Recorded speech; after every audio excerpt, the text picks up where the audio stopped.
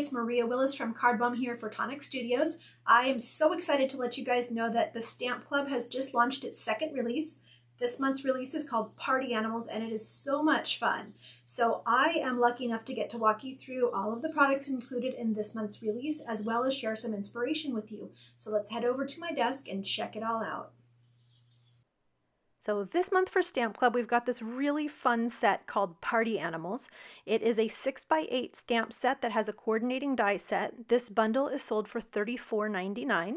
We also have the Banners and Strips die set this month, and that will be sold at $14.99. This stamp set is a large stamp set. It's 6x8 and has 39 total stamps in it. It's got 21 images and 18 sentiments that you can mix and match to make your own custom sentiments. I love that it has large animals that can carry a card on their own. And then I think it's really fun that you can mix and match the sentiments as well. These smaller stamps are great for customizing those larger stamps or for building scenes so that you can create more detailed cards. Now, this Party Animal die set is also 6x8 inches and has 22 different dies. It's got coordinating dies for each of the image stamps, but my favorite are these grass and cloud dies that you see at the side. Those are each almost 6 inches long, and so they will work with the standard A2 sized card either vertically or horizontally oriented. They are also great for creating your own stencils and creating dimension on your cards. Now let's take a look at the Banners and Strip die set, which also is on offer this month. This set has loads of really interesting and useful dies in it.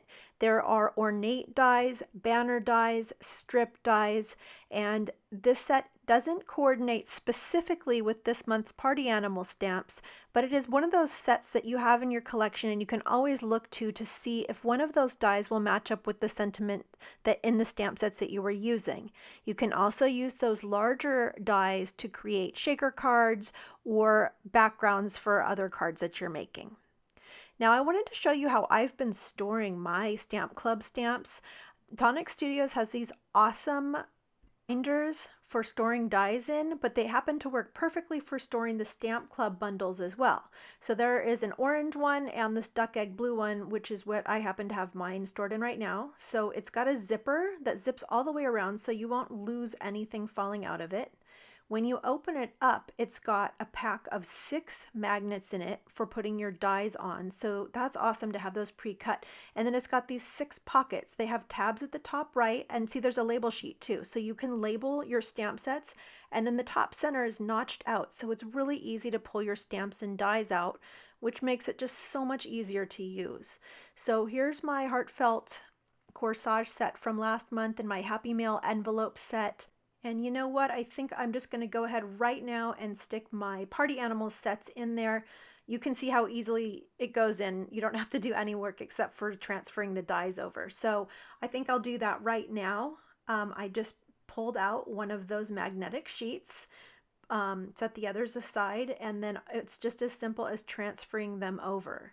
Now, I like to save that acetate sheet that the dies come on for, shaker cards or some other crafty project. So don't throw that away. Just save it for something else. And then stick those dies all onto the magnetic sheet. And then all you need to do is pop that magnetic sheet straight into the envelope that your stamps and dies arrived in. And because it's already got the label on the back, I'm not going to label the top. But for other sets that aren't labeled, you can label them on the top. I already went ahead and put my Banners and Strip dies on one of the magnetic sheets, and now I'm just going to pop that back into the packaging. And again, it's labeled on the back, so I don't need to label it at the top right. And also, I just want to point out that the packaging for these products is so fun. If you ever need an idea, just take a look at the packaging, and there might be something there that gets you going on a project. Now let's take a look at some of the cards I've made. This turtle is one of my favorite stamps in this set. I Turtley Love You. And this is just an example how any of the large character stamps can be stamped by themselves and carry the card. Now check out the cool decal edge on this card. That is from the new Tim Holtz decal edge trimmer, and it was so fun. I loved how easy it was to do, and it just gives it a really creative border around my image. This next card, I stepped it up a little bit, and you can see that in the circle in the background, I used the clouds and the grass to stencil. So on this next card, I made my own sentiment, nuts, I forgot your birthday, and the little elephant's holding up a peanut. I totally love you, and I just added some of the little flowers around the sentiment to make it pretty. Um, I hope your birthday is elephantastic, and make a wish, and the elephant is holding up a birthday cake for the bird to blow out the candles. It's so cute. And on this one, I actually used the Happy Mail envelope set, and I took the sign and put "Hey baby, time to party" on it. And there's a little cupcake for that baby elephant to blow out. This one is a more intricate card. It's got a frame around it, multiple balloons, and then you can see there's a lot of depth where I used both the die cuts and stenciling. This card is a frameless shaker card, so I made the whole front of my card into a shaker, and then I used my dies to cut the stamps out, and I popped them up onto the front of the card using foam tape. This is a really easy way to make shaker cards, and if you'd like to watch a tutorial, you can head over to my YouTube channel at Card Bomb by Maria Willis to learn how to make these.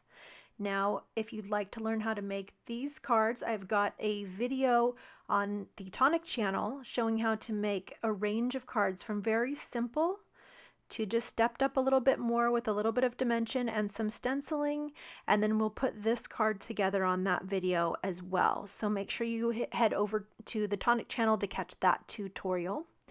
Thank you so much for joining me today. I hope you will enjoy this release as much as I have, and I will see you later.